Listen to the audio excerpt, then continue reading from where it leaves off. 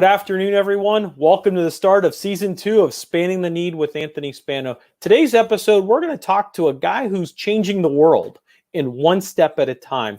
We'll talk to Dr. Juha Pekka, the co-founder and chief technology officer of Solar Foods in Finland. We'll discuss life, how the evolution of food production with a method that is you may not know, and how they'll impact in the future. Doctor, thank you for joining me. I know it's 7 o'clock there, your time, and I appreciate you taking time out of your busy schedule. Thanks for having me. So we talk about food production. We talk about just the way the atmosphere, and I should say the world is changing. And you've seen that probably in the last 2 years with all these storms and everything. So how did you, before we start to get into that, how did you start where you are now? How did you start your career? Yes, so I have, so I studied chemical engineering, and basically from the beginning of my studies, I wanted to do something from sustainable resources. So I majored in bioprocess engineering, so basically using cells, microorganisms or single cell organisms to produce something in a bioreactor. So kind of a subcategory of chemical engineering, if you like. So I've worked at VTT, Technical Research Center of Finland. So there I was working with lignocellulosic raw materials. So in Finland we have a lot of forests, a lot of wood biomass. So basically utilizing this woody biomass, well, to begin with, to make fuels and chemicals. So bioethanol research with yeast is the one topic that I have studied a lot. But that is, of course, making fuels and chemicals, so that's very much dependent on the fossil fuel prices. So around year 2014, the kind of fossil fuel was high, and bioethanol seemed to be going well. The oil prices came down, and then a lot of bioprocess engineering companies had to think that, okay, what do we need to do next? And also at that time, we started thinking at VTT, so how should we actually do this? So then we started looking into CO2 and electricity, so especially renewable electricity as the raw materials. So roughly 5 years ago, we shifted more from using biomass to using CO2 and electricity, or kind of energy from the sun more directly. And I think that brings a good point, is because we're so fascinated. We use so much fossil fuels of our world, and we have to kind of think outside the box. So you're kind of bringing a whole new perspective of what we can do with the stuff that we would never think of.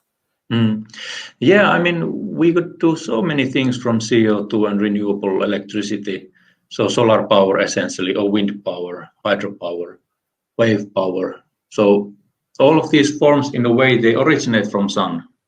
So whether it's the solar power directly or wind power, hydropower, so these are kind of because of the solar activity, because the energy the sun radiates on the globe.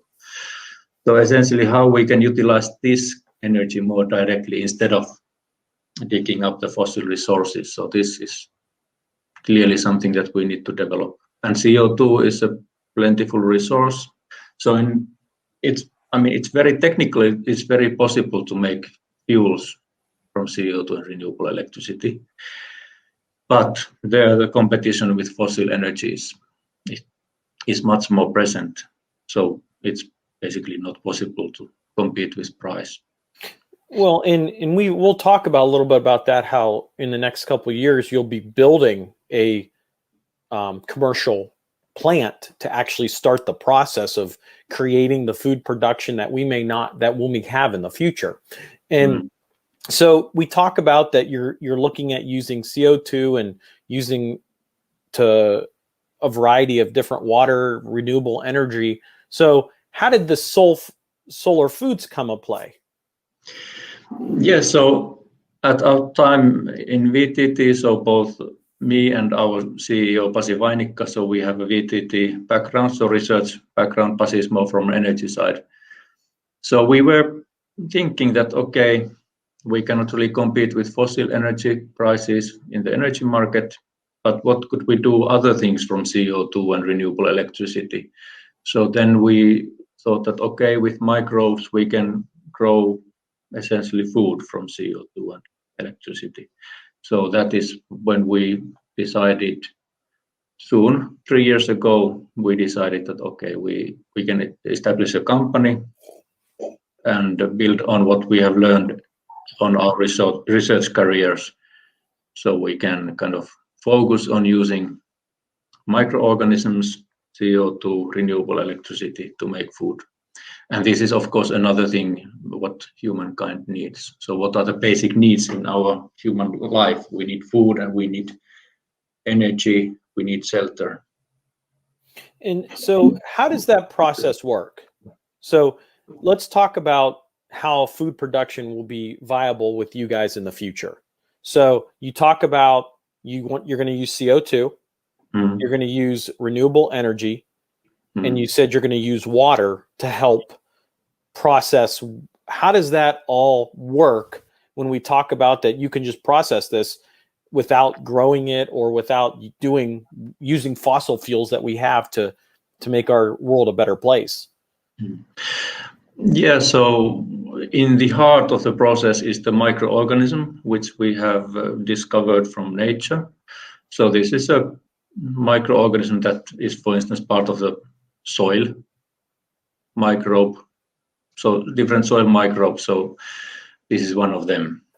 So in essence, this is pretty much the same as making beer or growing yeast for growing baker's yeast for making bread or producing lactic acid bacteria for yogurt. So in essence, what we have a bioreactor. So this is, of course, a stainless steel tank. So I mean, if you go to breweries or microbreweries, so they have these stainless steel tanks. And I think everyone will like the breweries. Yeah, but the main difference is that we don't have yeast. We have a different microorganism. So yeast, of course, needs sugars, but we don't give sugars to our production organism. So it uses CO2, and then with electricity and water, we make hydrogen. So in essence, energy from the power line, electricity is converted to hydrogen. So then that's more kind of a chemical form of energy. And then hydrogen, these cells can utilize. So then they convert the hydrogen inside the cells to kind of other energy carriers. And so what kind of food are we looking at? Like any specific types of food, like pasta or strawberries? What are we looking at when we look at food production? What kind of food are we talking about? Yeah, so what this biological process does, the outcome is a kind of protein-rich powder. So it has high protein content, roughly 65% of the material is protein. So it has all the amino acids, all the essential amino acids that are needed are in this powder. And then it contains roughly 10% carbohydrates and less than 5% fatty acids, and then some minerals. So in a way, it's high in protein. And of course, if you think like plants when they grow, so of course they have to grow the stems and leaves so that they can so that they can compete for the solar rays. But in a bioreactor, when they are just kind of floating there, so then they don't have to have the kind of support structure. So then they can just focus on multiplying. So then it's kind of, the outcome is that it's high in protein. And so would we be putting this protein in like water or just eating the protein out of like a little bag or anything like that? So people kind of understand what this protein, if you mix it, or is it just something that you would eat right out of a box or a little container? Yeah, well, even though this could be considered as a space age thing, it's not really that we would be eating small protein pills. It's just a kind of flour-like ingredient, like any other. Okay. Any other flour-like ingredient. So it can be thought of as a kind of a corn flour, or it's actually quite similar to, I mean, if we take soy and isolate protein, so soy protein isolate or pea protein isolate, so it has quite a lot of similarities to these kinds of materials. These are already processed from growing pea or growing soy. So basically the protein is extracted from the beans, and then you get this kind of protein-rich flour. So when we grow the organism in our bioreactor and dry it, so we also get this protein-rich flour. And I think that gives an understanding if people are watching what this may look like down the road. Yeah. So maybe the main idea currently is that this would be an ingredient for food manufacturers. So it can be the ingredient for making the foods. It also could be kind of just a flour-like ingredient for consumers also, but this is of course we are consider further that which would be easier. And how far are you guys from the full production? I know you guys just got a great investment through an investor that is ready to help you build your first commercial factory. So what's your timeline to roll it out to the public? Yeah, so currently we are operating in a pilot. So we have a pilot facility here in Helsinki, Finland, and this of course produces only like 300 grams per day of material. So we need to go to bigger scale. So we have indeed now secured financing for building the next scale. So that would be a demonstrator facility.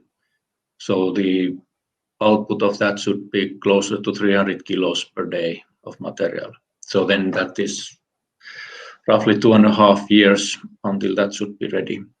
And also it needs to be noted that as this is a kind of recently discovered organism, so this has not been used as a food before. So we are doing currently a lot of work to show that it is safe for human consumption. And of course in Europe as in US, so there are legislation in place for this kind of novel foods. So this is rather clear instructions and tests that we have to do in order to show that it's safe for human consumption. So this, in Europe, this will also take roughly 2 years until we get green light from the European Union. And like you said, we're probably looking at 3 to 4 years full distribution, probably to the world if everything goes right. The facility produces what you need to do. Does that sound about right? Give or take.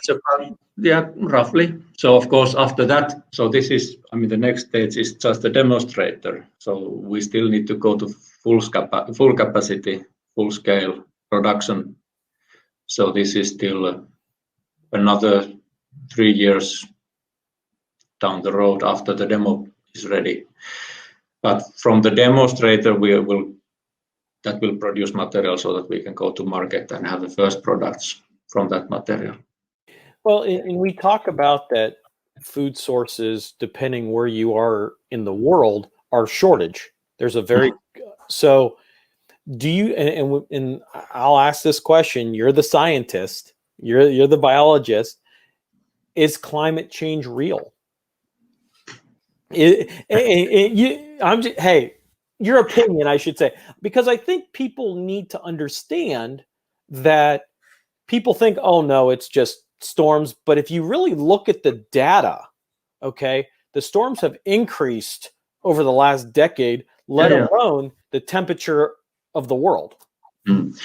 Yeah, of course, climate change is real. And basically, the norther you go, the more clearer it is. So we are basically, I guess we are somewhere in as north as Anchorage in Finland. So basically, last winter, there was the first winter that we didn't have much snow at all here in Helsinki area. So we have a house, and we have lived there 12 years, and this was the first winter I didn't have to take the snow away from the driveway. In what's your average snowfall in Finland? So roughly, I mean, here in Helsinki areas, maybe 30 centimeters. Further in Lapland, it's 1 meter. Because I know we talk about it. Like I remember last year, at least I'm in the United States, and I'm in the Midwest, Ohio. It's in pretty much, so we're just a little bit south of how we look on the equator. And I know we didn't have the snowfall that we normally have. Yeah. And the temperatures this summer were hotter than on record. So, and you really think about that, if you have these very big different storms and climate change, look what's happening in the United States, in California, Oregon, on the West Coast, all those fires. Yeah. I mean, some are man-made because of people that don't know how to either light a fire, or they just do something that they shouldn't do. Then you got normal lightning strikes, but that seems to be the normal of just the process of wilderness. Like a lightning strike, you fire, you let it burn. But it seems this is a little bit more worse than normal. Yeah, so I've been thinking this, so that I think in life, like, I mean, we of course have life contained in the bioreactor in our process. So life tends to has this waveform, but then when it starts to go more and more off the kind of balance of the equilibrium, so then I think that's what we are seeing also here with the climate, so in bigger scale in life. And I think that brings up a good point, is you're actually working with some of the biggest agencies in the world. I think about a year ago, you guys were selected to partner up and do some experiment stuff for the European Union and the European Space Agency business incubator program to help sustain producing food in space. Talk a little bit about that and how that felt to get that. Yeah, so of course, if we think kind of what we are doing now, so this originates from the 60s. So this, what we are doing, is not a new idea. And actually, NASA scientists in US have published it in 1964, the first time. So basically, the original idea has been that this would be a way to feed people on long space missions. And then also Soviets were then also investigating into that in the 60s and 70s. But basically, the original concept is from space research. And then, so then we have been partner in the European Space Agency business incubation program. And there, indeed, we did some calculations that if we would go with this process into space, how big a reactor, like 40-liter reactor, could be enough to feed 6 people on space missions. So basically, the protein could be produced this way. We would still need to have some carbohydrates, because this has, in a way, too much protein to fulfill the daily, to be just the only diet. So some carbohydrates are needed. But basically, I mean, when doing calculations related to the space missions, so they're kind of circulating everything and being as frugal as possible with everything. So that's the kind of the main exercise. But I guess in a way it's also a good exercise for us staying here on planet Earth. So we also need to be more frugal on our own, this kind of spaceship called planet Earth. Have you guys been approached by anyone in the North American area or NASA to really work with you guys and do what you're doing in the European Union, that they're very interested in what you have to offer? Because I know a lot of areas in the North America, I should say, I'm not just going to say the United States is, and especially Africa, food supplies are depleting. And and some you've heard through sources and just in general that they're running out. They have to go to the United Seeds program and it's becoming a bigger issue every year. Yeah, so we have been contacted, well, from every continent, I would say. So we have been very happy to see so much interest in what we are doing. And so basically it gives us hope in that what we are doing is kind of so that we are on the right track, so that this is something that is needed. And certainly, I mean, going to Africa, in India, so that there are kind of more and more drought. So farming the traditional way is becoming more difficult. So of course there, instead of importing food, kind of building this kind of food production facility would be maybe more feasible approach. And of course there's plenty of sun and renewable electricity there. So this kind of good combination. And we look at that as using air and electricity as your main resources. And so we talk about mixing it with water, the nitrate. Now, is that just like regular water, or can we mix it with salt water or a variety of different things? Because as you know, some areas don't have the water or the resources through that area, like Africa. Some of the places just desert. So actually, if we take this direct air capture system, so that we capture CO2 from air, we also get some water, and this water is enough. So I would say that every place in the world there is more water in the air than there is CO2. So basically we get enough water. Certainly in the process we need water, but in the product there's not a lot of water that is going into the product. So that if we keep the process very optimal in terms of water use, so we can be very, very frugal in water use. And that's great to know that. And I think people should understand that from what you're telling us, that plant can go anywhere in the world and it will find the resources. If you plotted it down in the middle of nowhere, it will find the resources right there and then. Is that about the correct hypothetically?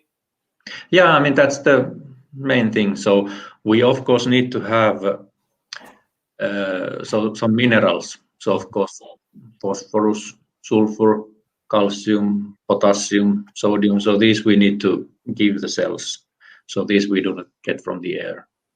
And of course nitrogen thing is another important thing. So of course currently ammonia is made from atmospheric nitrogen, but that's made using natural gas. So that's with fossil resources. But it is of course technically it's just as feasible to make it from hydrogen made from renewable electricity and water instead of taking natural gas. So basically, to cut it short, so ammonia as the nitrogen source can also be made from the air for our process.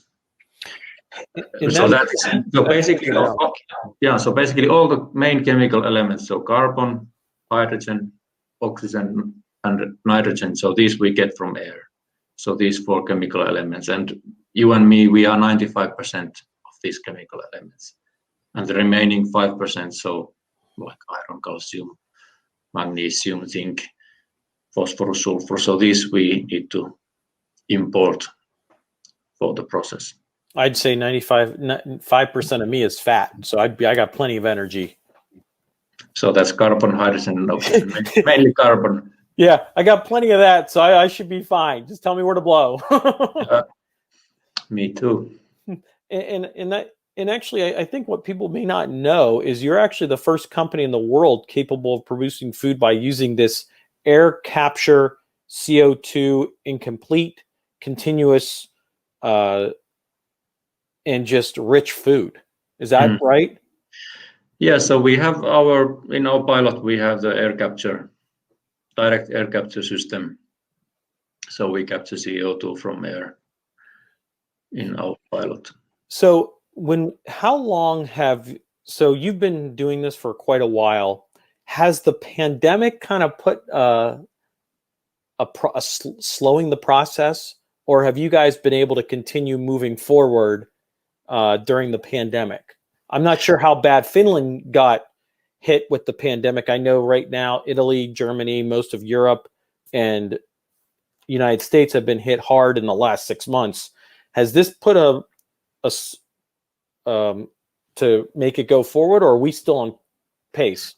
I would say that it hasn't had much of an effect on us. So Finland has not been hit so severely. So I guess in Finland we have closed quite many things, so we don't have very many cases of COVID or very many deaths. So in our company, we are 11 people. So it's not just very closed bubble, but it's kind of our own bubble. In the beginning, we were kind of a teamed up so that people who didn't need to come to the lab were working from home, but currently everybody is at the office. And that's good to hear. I know some businesses that have have been in kind of like pods, these 4 people, so it doesn't affect the whole group. Yeah, so that was the thinking in the beginning, but currently we are all together. Well, and the nice part is that not many people know is you guys have received many awards. You were just in the top 10 startups in Finland, and you're doing really great work, and we appreciate that of what you're doing for the world in the future, because I think in the next decade things are going to change differently to not the good from what if we keep on the pace that we're getting. Well, let me ask you this. So we're at our stage right now. We're September of 2020. COVID's still going. You're working with the space agency. What's next for Solar Foods? Where do we look in the next 12 to 16 months? What's that look like? Well, very busy. So, I would assume.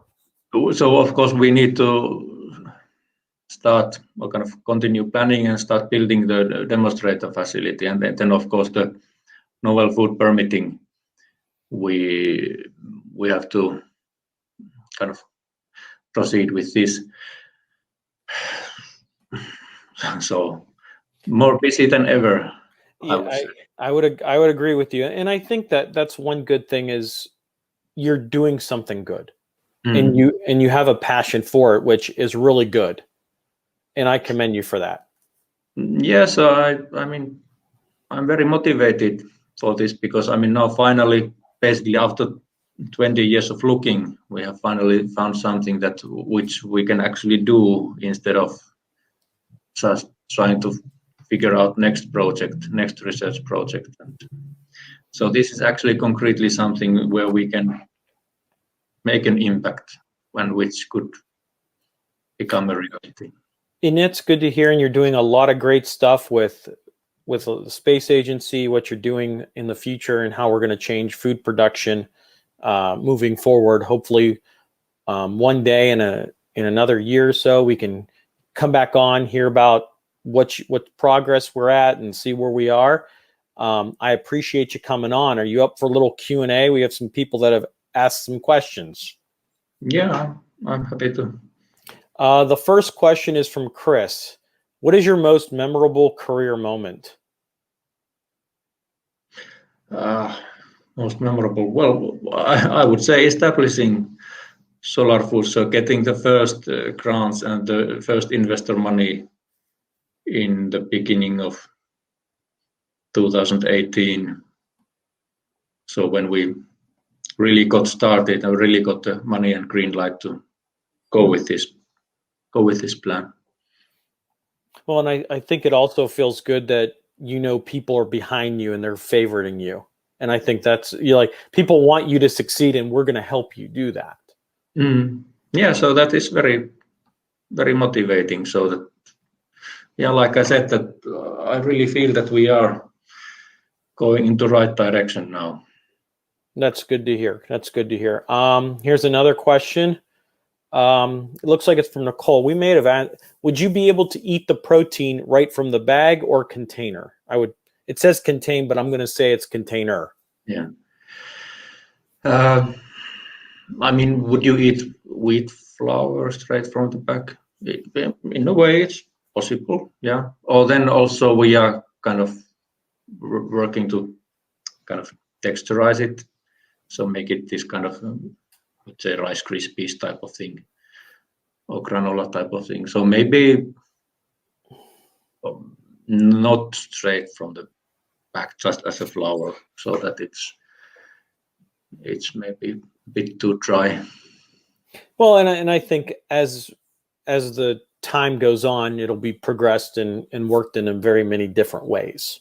Yeah. So, like, I mean, how many products we have wheat flour or corn flour currently? So the analogy is the same, so that it could be used in different food products, normal food products, as the protein-rich ingredient.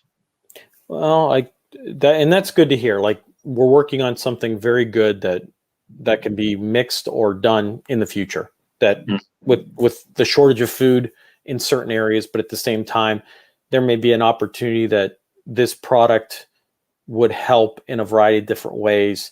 Maybe feeding the homeless in some capacity, because then they're getting their nutrients, no matter if it's something that you put on food, that they're getting extra stuff, or you can only imagine what you can do with this.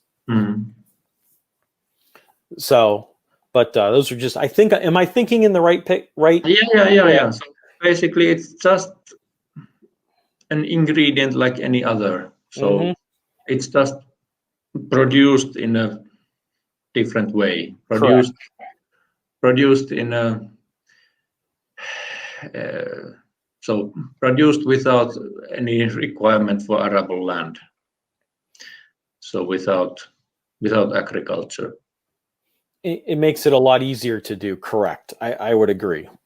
Yeah, so it's kind of more concise, more minimalistic way of making this ingredient. But then using this ingredient should not be any different from using any other already existing ingredients. Exactly, and then there's less resources that you have to take from the ground or the world to produce this type of stuff. Yes. So, and then I had one other question. This one says, and I think we answered this, but you can ask it.